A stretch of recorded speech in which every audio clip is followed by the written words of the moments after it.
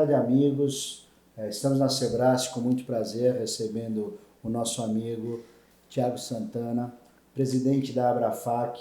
Veio falar um pouco sobre facilities, explicar o que significa facilities e vamos discorrer sobre alguns assuntos de interesse do setor de serviço. É um prazer muito grande estar com você. Então vamos lá, vamos tocar aí e fazer uma explanação para a gente, para o público em geral, da nossa TV Serviços, do que significa facilities. João, obrigado pelo convite, prazer todo meu aqui estar no Café com os Serviços, falando um pouquinho desse tema e dessa função organizacional, vocês já vão entender o que é isso, presente em qualquer tipo de empresa, qualquer tipo de negócio, seja uma empresa individual, seja uma mega corporação multinacional, todo mundo tem facilities.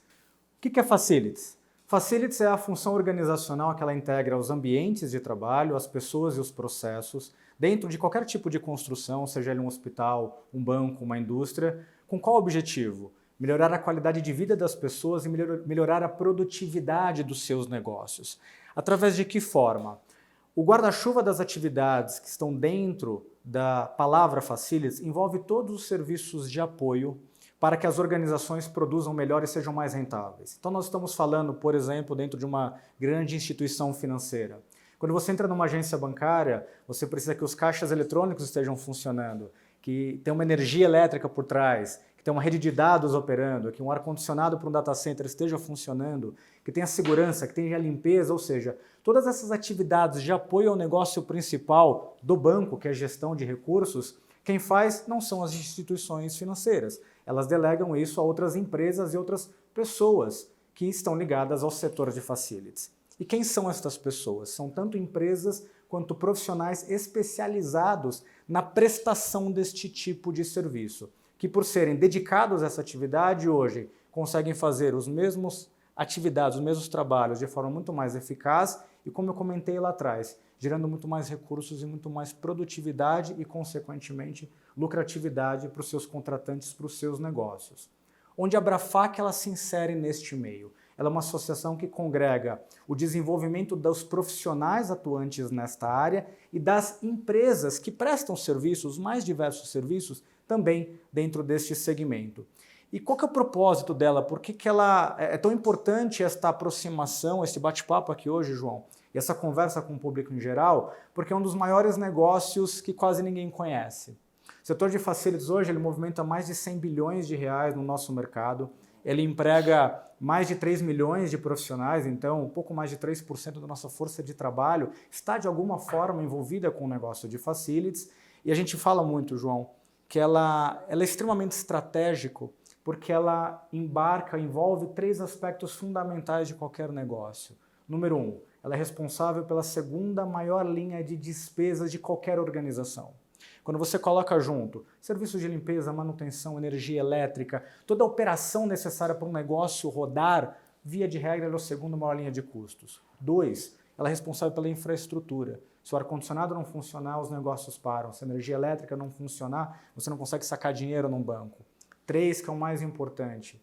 Hoje, ele é responsável pela gestão dos espaços de trabalho, que é motivo de atração e de retenção de talentos em qualquer organização. Está mais do que provado de que um ambiente agradável, um ambiente onde as pessoas se sintam bem em trabalhar, as pessoas se sentem melhor, elas produzem mais e elas transformam isso em maior lucratividade para os seus negócios. Quem cuida de tudo isso? O profissional e as corporações de facilities. Só que pouca gente conhece. Por isso que a Abrafac, uma das maiores missões e bandeiras dela é trazer esta conversa e trazer este desenvolvimento estratégico para níveis cada vez mais altos, não só dos órgãos públicos, da sociedade, mas também das corporações. Ótimo, poxa, já deu um panorama muito legal para as pessoas, para a maior parte das pessoas que desconhecem Facility. Agora eu gostaria que você entrasse um pouquinho mais a fundo no quesito empregabilidade. Né? Nós estamos aí com 13 milhões de desempregados. Qual a principal faixa de empregabilidade que a Facilities contrata? Desde que até a que? Para dar um panorama geral nesse quesito. Boa essa pergunta, João. A área de facilities ela é uma das mais democráticas do mercado, porque ela abarca todos os níveis de toda a extensão da pirâmide de trabalho, começando desde as profissionais que estão recém-entrantes no mercado, aí com qualificação baixa até nenhuma qualificação, E quais são os postos de entrada? Quando a gente fala de auxiliares de zeladoria, limpeza, os primeiros cargos de manutenção, jardinagem, as portas estão abertas para esse tipo de profissional. E uma das belezas da área é de que ele, dentro dos ambientes, dentro das corporações, existem programas de treinamento muito intensivos. Uma das características mais interessantes dessa democratização dentro de facilities é que a ascensão profissional ela não necessariamente precisa de grandes estudos ou de formações acadêmicas complexas. Nós somos um negócio de pessoas voltado para pessoas. Então, existem centenas de histórias de profissionais que começaram na nossa área como primeiro emprego nas categorias mais baixas, foram se aperfeiçoando dentro do ambiente de trabalho, foram galgando posições de liderança e hoje são gerentes, diretores de multinacionais. E não é uma nem duas histórias. Como eu comentei, ele é democrático, então ele também pega, a partir daí, as formações técnicas, administrativas, engenheiros, administradores e arquitetos correspondem a 80% dos profissionais de liderança que estão dentro da área de facilities. Até os diretores de grandes empresas multinacionais, as maiores operadoras ou maiores prestadoras de serviço no mundo, elas chegam a ter 500, 600 mil funcionários, algumas delas já que tiveram CEOs brasileiros. Mesmo as filiais brasileiras, as empresas nacionais, não raro possuem 30, 40 mil colaboradores. E empresas desse tamanho, vocês imaginam que tem espaço de trabalho para todos os tipos de profissão. Então, como eu falei, é uma das áreas mais democráticas que nós temos no nosso mercado, certamente uma das grandes portas de vazão para resolver parte desse problema dos 13 milhões de desempregados que nós temos hoje. Ótimo. Então, uma excelente explanação também sobre o quesito empregabilidade. E ainda, falando em empregabilidade, você acha, qual a importância da Lei 13.429, que regulamentou a terceirização, a qual a Sebrae ajudou bastante na idealização dessa lei? Qual a importância da lei de terceirização dentro do setor de facilities? Outra excelente pergunta, João. Voltando um pouquinho para trás, a terceirização ela já existe de forma regulamentada individual para vários setores. Vigilância, limpeza e conservação, sempre teve súmulas muito bem claras com relação a isso. Quando saiu a nova lei, a chamada lei da terceirização, surgiram alguns fantasmas no mercado de que, nossa, a partir de agora os empregos vão ser depreciados, as pessoas vão ser demitidas, vai virar uma pejotização. Precarização. Uma precarização, exatamente. É uma grande bobagem porque ela não mudou as relações trabalhistas. A lei, qual é a grande mudança que ela gerou no setor de facilities? Ela simplesmente veio eliminar uma insegurança jurídica de que havia em alguns segmentos específicos onde falava-se entre atividades meio e atividades fim. As súmulas de terceirização antigamente elas falavam muito no sentido de que as empresas poderiam terceirizar as chamadas atividades meio. Para tentar ser bem resumido, uma empresa construtora, que constrói prédios, por exemplo, a atividade fim dela é a construção de edifícios. Atividade meio, a contabilidade, a limpeza dos canteiros, eventualmente a parte de TI, como em qualquer outra empresa. Pense na empresa de vocês. Olha quantas atividades já são, aos olhos dessa classificação, consideradas atividades meio. Normalmente, folha de pagamento, finanças, a parte de legal, de advocacia, segurança do trabalho, já são atividades que as empresas normalmente já buscam parceiros externos. Ou se o fazem internamente, fazem por uma mera questão estratégica. Só que havia uma lei por trás que dizia o que podia e o que não podia. Para alguns segmentos, essa diferenciação entre atividade meio e atividade fim era muito clara. Para outros, nem tanto. Vou dar um exemplo para você. A recepção de um hotel é uma atividade meio ou uma atividade fim? Dependendo da leitura jurídica, ora ia-se para um lado, ora ia-se para outros. A única grande mudança que a lei da terceirização fez foi eliminar esta insegurança jurídica e deixar para as empresas a decisão estratégica de terceirize aquilo que você achar que deva terceirizar e mantenha internamente aquilo que você acha que deva ser internalizado. Voltando ao exemplo do hotel, aos olhos frios da lei, a recepção é uma atividade meio e ela pode ser terceirizada. O Tiago, se fosse dono de uma cadeia de hotéis, eu, por exemplo, gostaria de ter esses funcionários como meus recursos próprios, porque quantas vezes você vai se hospedar em algum lugar e a única interação humana que você tem é com a recepcionista. E quantas vezes você volta, porque a experiência que você teve com essa pessoa foi positiva. Então, é tão estratégico para o negócio que antes tinha uma lei que determinava o que poderia ser feito. Agora, cada organização vai definir aquilo que ela acha mais interessante, mais estratégico para o seu negócio. Ok. Ainda nesse quesito empregabilidade, já que esse é um problema muito sério, em razão da quantidade de desempregados, e nós temos um público, muitos que estão satisfeitos com o emprego, querem mudar, outros que estão sem emprego, como você define a melhora de mercado em razão da outro processo legislativo que nós tivemos na sequência da terceirização, que foi a reforma trabalhista que mudou alguns processos na contratação, na processualística de trabalho? Você acha que ajudou, que prejudicou? Qual a sua opinião? Na questão trabalhista, a gente entende que ainda há um certo assentamento de alguns entendimentos e algumas práticas das empresas. Eu vou pegar alguns pontos que a flexibilização vem ajudando não só o nosso segmento, mas qualquer outros segmentos. A questão da jornada flexível é um dos pontos mais positivos dessa nova legislação.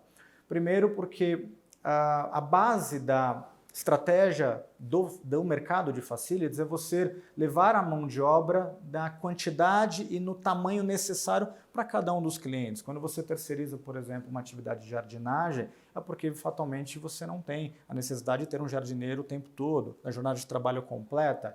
E por que não uma empresa não oferecer um posto de trabalho por 2 horas, por 3 horas, seja lá quantas horas forem necessárias? E, por outro lado, existem uma série de pessoas e de profissionais que poderiam, e agora podem, se beneficiar dessas jornadas mais flexíveis em função de uma série de questões, de filhos pequenos, de outros compromissos, de questões de estudo. Então, esta flexibilização ela veio como um ponto extremamente positivo. Outra questão que chamou a atenção, que a gente já percebe as empresas reduzindo custos e sendo mais eficientes, foi principalmente com a questão dos processos trabalhistas, que hoje no Brasil é um problema não só, de novo, na área de facilities, mas em todos os segmentos, onde nós tínhamos, eu posso falar que no passado, um excesso de reclamações trabalhistas por conta de todo um processo construído, de alguns costumes que nós tínhamos. O que a lei, a mudança ela trouxe é de que, a partir de agora, tanto os entes que acionam as empresas na justiça, quanto os representantes legais, aumentou a responsabilidade deles em fazer estes movimentos. Então, o que a gente percebeu é um decréscimo significativo destas ações, o que não quer dizer que não há empresas que ainda não fazem tudo dentro da lei, que essas devem sim ser acionadas. Mas a vantagem disso que a gente percebeu é um decréscimo caindo um pouco da questão da comodidade ou da conformidade de que, mesmo pagando todos os direitos para aquele profissional, eu ingresso com uma ação na justiça para buscar mais alguma coisa. Como aumentou a responsabilidade tanto de quem entra quanto do representante jurídico por trás disso, a gente percebeu uma queda, o que é bom para todos os lados. Os fóruns ficam menos lotados, o custo Brasil começa a reduzir. Então esses foram 2 pontos bastante interessantes. Obviamente a Sebrae, junto com a Abrafac, junto com outras entidades, nossa responsabilidade é aumentar a fiscalização e aumentar o cuidado para que empresas não usem a parte boa dessas flexibilizações para começar a apertar os trabalhadores com com condições de trabalho cada vez mais desumanas ou contratos que não o favoreçam. Mas, de uma forma geral, é positivo, ainda há uma curva de aprendizado por trás, mas é um passo extremamente necessário para a gente voltar a ter uma competitividade maior no nosso cenário nacional. Eu também não tenho a menor dúvida a respeito disso. Inclusive, em relação a acordado sobre legislado, acho que dá uma flexibilização muito mais abrangente na contratação, tanto para o lado empregador quanto para o lado empregado. Sem dúvida. Isso é muito legal. E expectativa sobre economia, crescimento, qual que é a expectativa da Abrafac nesse sentido com relação aos primeiros meses do novo executivo? Quais as expectativas? A vantagem do setor de facilities ele é um pouco menos afeito a grandes crises, porque as instalações precisam ser mantidas, precisam ser limpas, as refeições precisam ser preparadas, as vigilâncias precisam continuar a ser feitas. Obviamente, a gente vem num período longo aí de, não necessariamente uma recessão, mas um não crescimento no mínimo. E é uma enorme expectativa, que a gente percebe, é uma enorme expectativa de que as grandes discussões, as grandes reformas, elas avancem, não pela reforma em si, mas para destravar a agenda política, para abrir espaço para outras coisas. O que a gente percebe nesses primeiros meses, passado pouco mais de metade do primeiro ano, é que ainda há uma grande euforia, um certo otimismo da potencialidade dessa nova legislatura, mas a gente está muito próximo de correr um risco de ter mais um ano que não avançou como poderia ter avançado. A gente percebe, e quando conversa com as grandes corporações, com as empresas multinacionais, de que, ok, a gente quer investir, a gente entende que o ambiente está muito mais tranquilo e muito mais estável, mas ainda existem algumas inseguranças por trás que estão segurando um pouco o freio da gente realmente abrir a carteira e seguir com os avanços que a gente acredita e precisa para o país. A expectativa continua boa, mas a gente tem um pouquinho de receio que esse ano seja um pouco aquém daquilo que poderia ter sido quando em se comparando com o cenário de janeiro ou de fevereiro. É verdade, eu concordo com você. E acho que em boa parte, como nós estávamos conversando antes, se deve ao fator político, né? De algum desalinhamento político, algumas falas indevidas que acabam atrapalhando o processo e causam um retrocesso, um retrabalho muito grande para se correr atrás do que estaria caminhando se não houvesse determinada declaração em X ou Y sentido. Acho que, na minha opinião, acho que esse é um dos principais entraves da economia. E se falando em mudanças, uma que mexe no bolso, né? A pessoa costuma brincar dizendo que onde parte do corpo humano que mais dói é o bolso. Reforma tributária, quais as expectativas da Abrafac em relação à reforma tributária, PEC 45, PEC 110, imposto único, qual é o posicionamento aí da Abrafac nesse sentido? A gente vem discutindo bastante, né, João, sobre as reformas e participando de algumas discussões, até proposições de texto nesse sentido. Acho que o primeiro ponto importante é que todo mundo concorda de que as reformas são necessárias. A gente pode avançar no campo trabalhista, como já avançou, mas pode avançar mais no campo previdenciário e também no campo tributário. Especificamente sobre esse último ponto, tem uma enorme preocupação para o setor de facilities, o setor de serviços de uma forma geral, que é a questão da unificação dos impostos e a alíquota única, sobretudo do PIS e do COFINS, né, João? Hoje, não sei se todos estão acompanhando essa discussão, mas fala-se muito da conversão das tarifas, das alíquotas de PIS e COFINS para uma alíquota de não cumulatividade, o que no conceito faz todo sentido. Muitos dos problemas de falta de competitividade reflete-se a bitributação constante, a nossa cadeia produtiva. O ICMS, por exemplo, é um imposto que não tem essa cumulatividade, uma conta corrente de entra e sai. O PIS e o COFINS, ele tem hoje dois sistemas, dois regimes. Para as empresas em lucro real, ele é cumulativo, ou seja, a bitributação ela vai acontecendo em toda a cadeia, mas numa alíquota menor. Para as empresas de lucro real, principalmente, que podem se beneficiar da não cumulatividade desses créditos, a alíquota é maior. O que está se propondo é uma junção conceitual para não cumulatividade em todos, o que é extremamente positivo. Acho que isso deveria ser feito para todos os tributos no nosso país. O problema é a alíquota. Eles estão buscando essa normalização pela alíquota superior. Onde que isso vai afetar, para vocês terem uma ordem de grandeza? As alíquotas cumulativas hoje de 3,65% pularia para 9,25%. Quem é o mais afetado? Justamente o grande esperança e o motor de recuperação econômica, que é o pequeno e médio empresário. O setor de facilities é um setor primariamente de mão de obra. 80% a 85% dos custos fixos estão ligados a pessoas, salários, benefícios. Principalmente num negócio que tem uma rentabilidade muito baixa. A lucratividade média desse segmento não passa de um dígito, é 5% a 7%. Quando você fala de uma lucratividade tão baixa, num negócio que é 80% a 85% voltado à mão de obra, você não tem créditos para descontar lá na frente quando você fatura, ou seja, basicamente toda a sua fatura no final, quando você pagar os tributos, quase 100% dela passa a vigorar sobre a nova alíquota de 9,25%. Então nós estamos falando aí de cara do imposto, do acréscimo de tributos de 5,5%, 5,6%. Diferente de uma indústria, né, que tem várias fases de produção para se produzir um produto. Né? Exatamente. Ele vai se beneficiar do crédito da não cumulatividade. A indústria representa 13% do emprego do PIB nacional e o setor, de uma maneira geral, serviços, por exemplo, de uma maneira geral, significa a projeção mais baixa é na casa dos 70%. Nós estamos falando de 13% contra 70%. E sem esquecer que a própria indústria também recebe serviços. Então, o custo de produção dessa indústria também vai subir. Por mais que ela se acredite,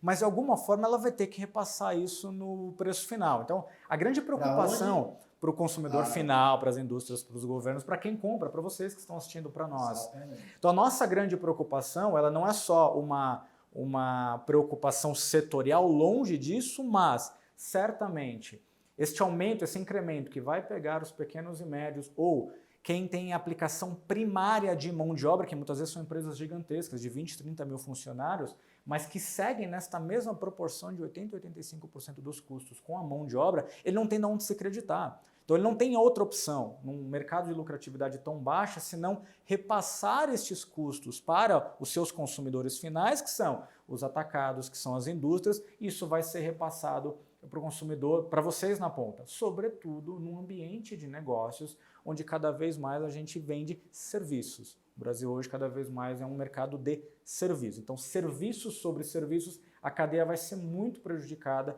e essa é a nossa grande preocupação. E afetando principalmente o emprego, né? Sim. Que boa parte é um setor altamente de empregabilidade alta e dificultando, uma vez implantada a reforma que prejudique o setor de serviço em prejuízo do setor de serviço. Que no caso, especificamente, a reforma que está...